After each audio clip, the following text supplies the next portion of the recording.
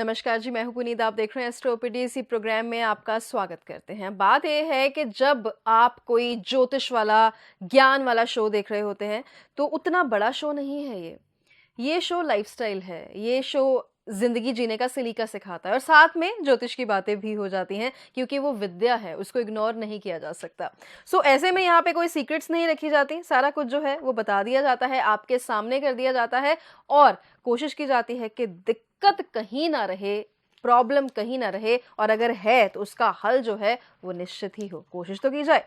ऐसे में सुनील जी हमारे साथ हैं। हमने पिछला एपिसोड किया था राहु के ट्रांजिट के ऊपर, आज करना है अब केतु भी ट्रांजिट कर रहा है, क्या फर्क पड़ेगा जिंदगी में, और अगर कुछ फर्क पड़ना है तो हमें उससे पहले क्या करना है, जानने की कोशिश करते हैं। नीचे नंबर्स हैं, ये आप ही के लिए लिखे हुए हैं, अपॉइंटमेंट के लिए लिखे हुए हैं, गुड लक रिपोर्ट के बारे में बात होगी, टिप ऑफ द डे के बारे में बात होगी। स्वागत कर लेते हैं, बहुत बहुत स्वागत है। नमस्कार जी। नमस्कार जी। सुनील जी, पहले राहु ट्रांजिट की बात की थी लेकिन बहुत कुछ था बताने के लिए, इसलिए केतु को इन्वॉल्व नहीं किया था, लेकिन आज केतु के बारे में भी जानना जरूरी है कि इसके ट्रांजिट से कहाँ क्या फर्क आ रहा है हमारी जिंदगी में। जी, मैंने जैसे कहा कि अप्रैल में बहुत सारे गोचर होने जा रहे हैं। राहु केतु का गोचर होने जा रहा है, शनि का गोचर होने जा रहा है, गुरु का गोचर होने जा रहा है। तो ये बड़ा एक चेंजेस वाला टाइम आ रहा है। बहुत समय में बहुत बड़े चेंजेस हैं, बिकॉज ये वो प्लैनेट्स हैं जो बहुत लंबे समय तक एक राशि में रहते हैं। वक्री भी होते हैं, मार्गी भी होते हैं, अस्त भी हो जाते हैं बीच में। ये एक लंबा पीरियड रहता है।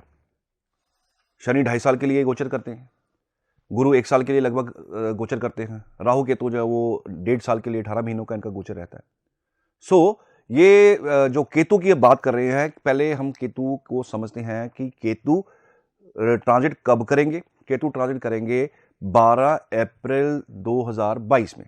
टाइम होगा लगभग 10:36 सुबह का। ये मैं इंडियन टाइम के हिसाब से बता रहा हूं।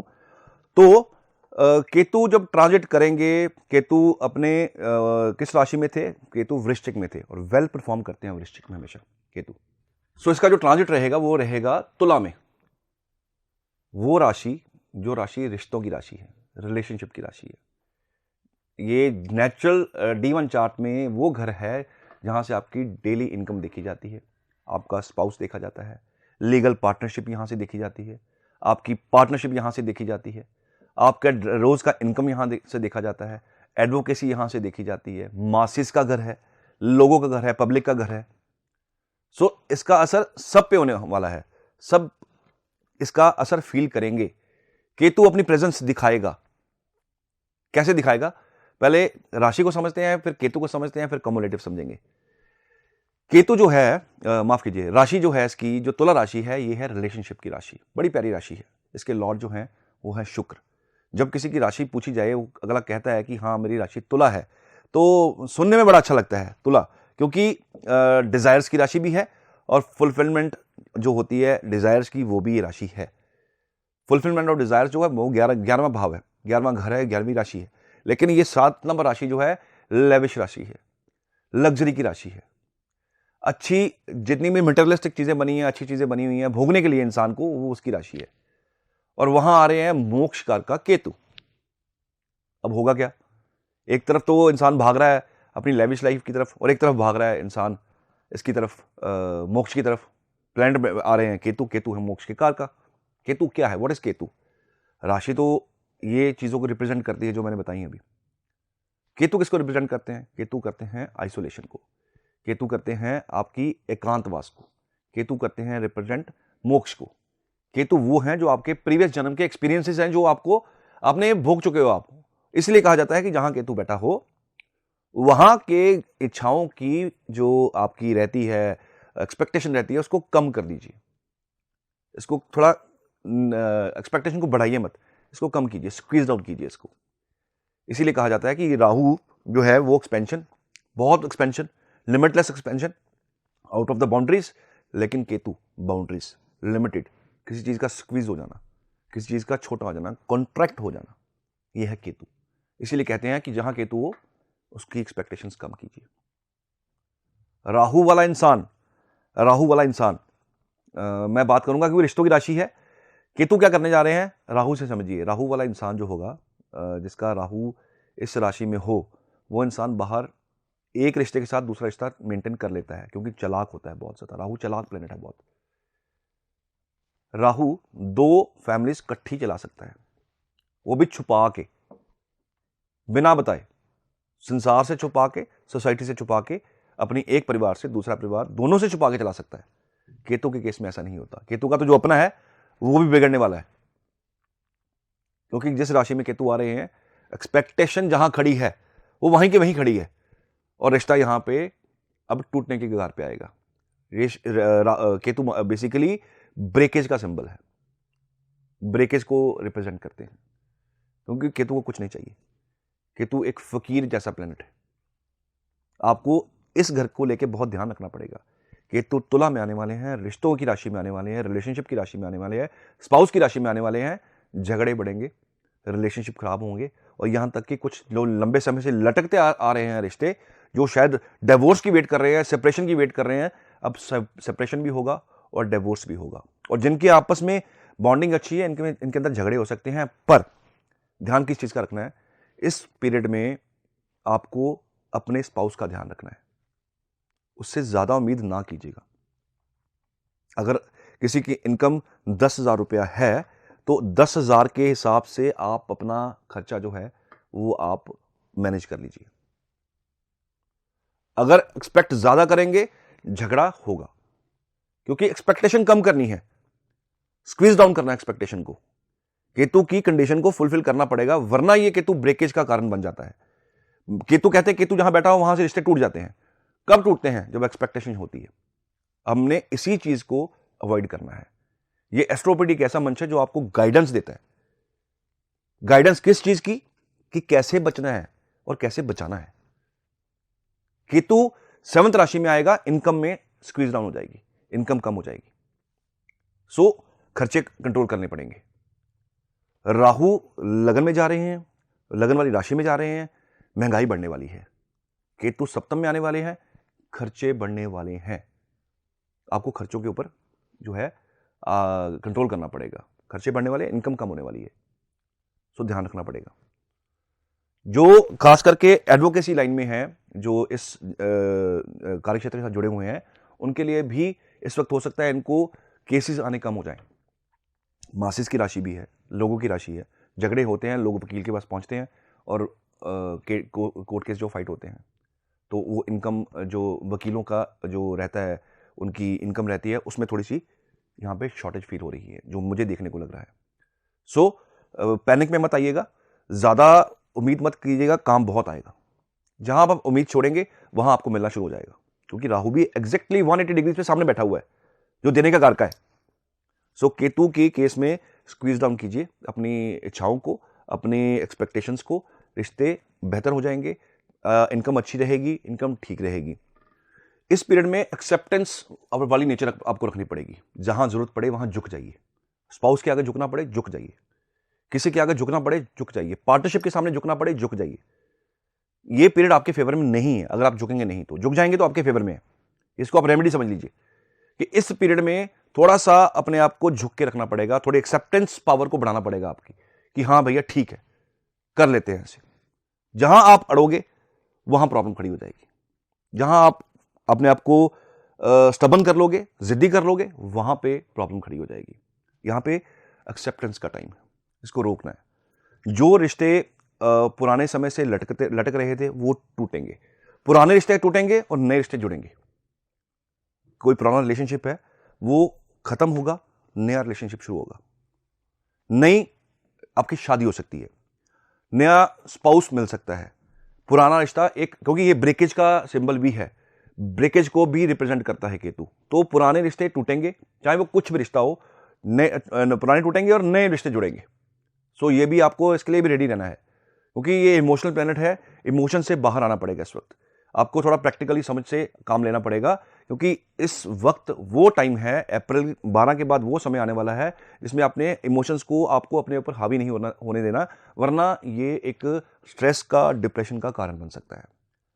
सो मेरी एडवाइस ये है कि जहां पे आपको झुकना पड़े झुक जाइए, जहां पे एक्सेप्टेंस लेनी पड़े वहां एक्सेप्ट कर लीजिए, जहां पे माफी मांगनी पड़े वहां माफी मांग लीजिए, जहां पे किसी को मनाना पड़े वहां मना लीजिएगा, जहां पे किसी की मदद करने की जरूरत पड़े, अगर आपसे मदद मांग रहा है तो वहां उसकी मदद कर दीजिएगा। इसके अलावा पार्टनरशिप ब्रेकेज होगी, पार्टनरशिप ब्रेकेज होगी, सोल प्रोपराइटर बन जाओगे आप।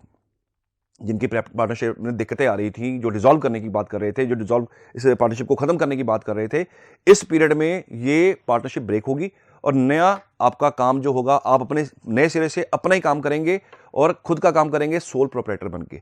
लेकिन यहां पार्टनरशिप में ब्रेकेज आपको देखने को मिलेगी। मैं कह रहा हूं केतु आपको अपनी प्रेजेंस अब दिखाएगा, वो इस तरह दिखाएगा जिस तरह मैं बता रहा हूं। सो संभल के रहिए, डिसीजन लेने से पहले 10 बार सोचिए। इस वीडियो को अगर देखा होगा तो दिमाग में रखिएगा कि इस पीरियड में ये होने वाला है। अभी थोड़े दिनों में ये गोचर होने वाला है। अभी मार्च चल रहा है, अप्रैल में गोचर होने वाला है।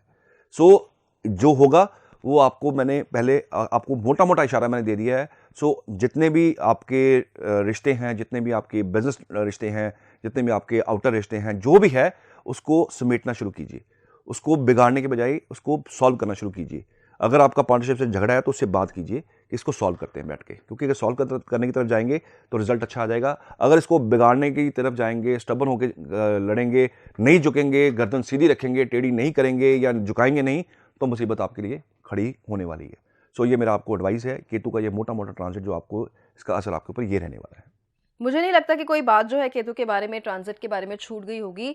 सब बता तो दिया है आपको सुनील जी ने, लेकिन अब आपको देखना है कि करना क्या है, आपकी तैयारी कैसी है।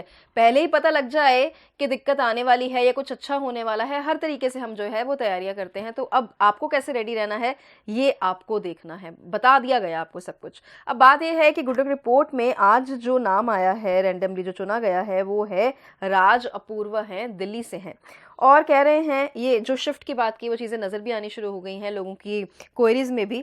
कह रहे हैं कि नौकरी करता हूँ, रियल एस्टेट के अपने बिजनेस में शिफ्ट होना चाहता हूँ जी। तो आप देख के प्लीज़ बताइए कि मैं कर सकता हूँ या नहीं, और मेरी गुड लक रिपोर्ट मुझे जल्दी भेज दीजिए। ये इनका अब मैं एक अपने एडिटर से रिक्वेस्ट करूंगा कि इनकी कुंडली जो है वो आपको दिखा देंगे।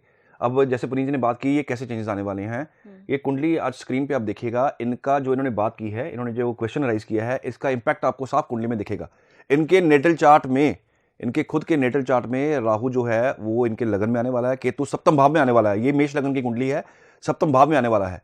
सो जो चेंजेस मैंने बोली हैं वो इनकी कुंडली में जो इन्होंने क्वेश्चन पूछा है उसके साथ बिल्कुल कनेक्ट हो रही है।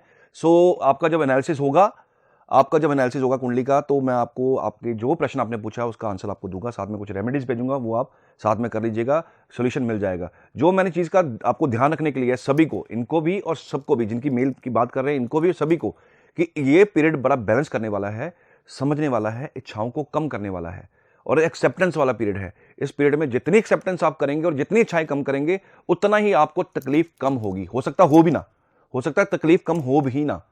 सो लोग उपाय की तरफ भाग जाते हैं कि उपाय बता दो, उपाय बता दो, उपाय बता दो, और दुनिया के कितने चैनल्स हैं जो सिर्फ उपाय मास्टर बने हुए हैं। ये चैनल उपाय मास्टर नहीं है। ये चैनल जो है ये आपको एक्चुअलिटी दिखाता है कि कैसे जीना है, किस तरह जीना है, किन चीजों को अवॉइड करना है, समाज से के साथ कैसे चलना है, जो क्रिमिनल एक्टिविटीज है उसको नहीं करना है, जो अच्छी एक्टिविटीज है उसको करना है। समाज को सुधार का काम हम शुरू से करते आ रहे हैं विद हेल्प ऑफ एस्ट्रोलॉजी। सो आप जो ये कुंडली जो स्क्रीन पे आप देख रहे हैं, केतु सप्तम भाव में आने वाला है। मैं यहां तक कहूंगा कि अगर इनका शादी भी हो रखी हुई है तो इनको बड़ा सतर्क रहना पड़ेगा। सो इंपैक्ट इनका साफ आने वाला है। मैंने कहा कि नौकरी से बिजनेस में जाएंगे, बिजनेस में नौकरी में जाएंगे लोग, और ये वही क्वेश्चन पूछ रहे हैं कि मैं अपना बिजनेस नौकरी से शिफ्ट करना चाह रहा हूं। सो ये राहु और केतु का जो मैंने पहले एपिसोड में और दूसरे एपिसोड में राहु की प्रेडिक्शंस दी थी आपको कि ये होने वाला है, और केतु की प्रेडिक्शन अब दे रहा हूं कि ये होने वाला है। चेंज ऑफ प्रोफेशन होने वाला है, लोगों का खुल के सामने आने का टाइम भी है इस वक्त, क्योंकि मासिस की राशि है, 7 नंबर राशि मासिस की राशि है, पब्लिक की राशि है। लोग आपको किस तरह से देखते हैं वो राशि है। सो आपका लाइफस्टाइल जो है वो चेंज होने वाला है। जितना उदारता के साथ चलने वाले हैं उतना ही आपको कामयाबी मिलने वाली है। सो लालच छोड़ दीजिए, लालच यहां छूटेगा, एक्सेप्टेंस बढ़ेगी और झुकाव बढ़ेगा, लोगों की तरफ झुकना शुरू होगा। लोग अपना सिर आप झुकाएंगे तो मान लीजिए आपका बुरा वक्त कैसे निकल जाएगा या आपका बैड टाइम कैसे निकल जाएगा आपको खुद पता नहीं चलेगा। सो दिस इज द मतलब लूप होल है, ये हिडन वो चीजें हैं जो यहां पे मैं आपको डिस्क्लोज कर रहा हूं कि आप इन चीजों से बचिएगा। ये चीजें आपको आगे बहुत ज्यादा मदद करने वाले 18 महीने अगले जो है अगर काटने पे आए तो हो सकता है कि इंसान 5 साल भी काट जाए और 18 महीने भी कट जाएंगे, पता भी नहीं चलेगा। लेकिन अब समय ना कटता हो तो एक एक मिनट काटना मुश्किल हो जाता है।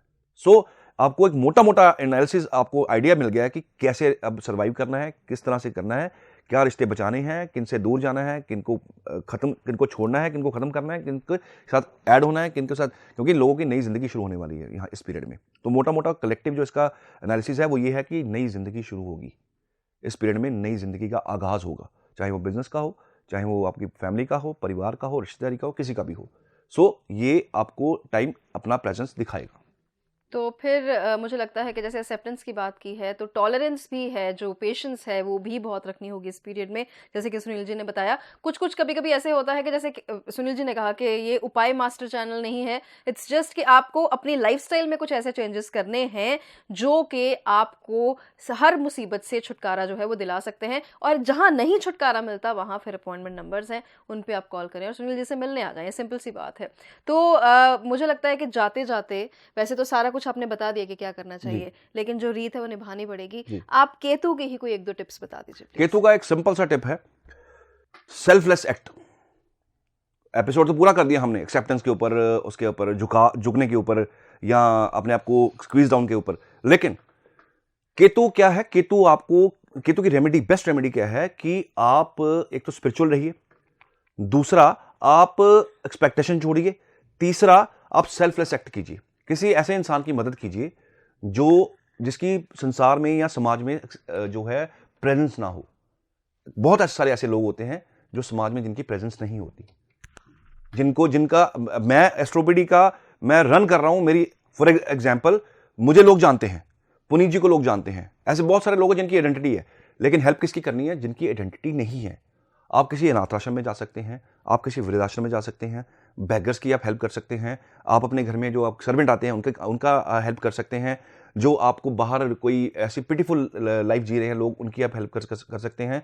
इसके अलावा उस इंसान की हेल्प कर सकते हैं जिसकी आइडेंटिटी नहीं है, इसकी हेल्प कीजिए। जानवरों की हेल्प कर सकते हैं, डॉग्स की हेल्प कर सकते हैं, उनको फीडिंग कर सकते हैं, जानवरों को खाना खिला सकते हैं। ये सेल्फलेस एक्ट है, ये टिप नहीं है, ये बहुत बड़ा टिप है कि जिससे आपको रिलीफ मिलेगा। सो इसमें से कुछ भी आप कर लीजिएगा, आपको रिलीफ डेफिनेटली मिलेगा।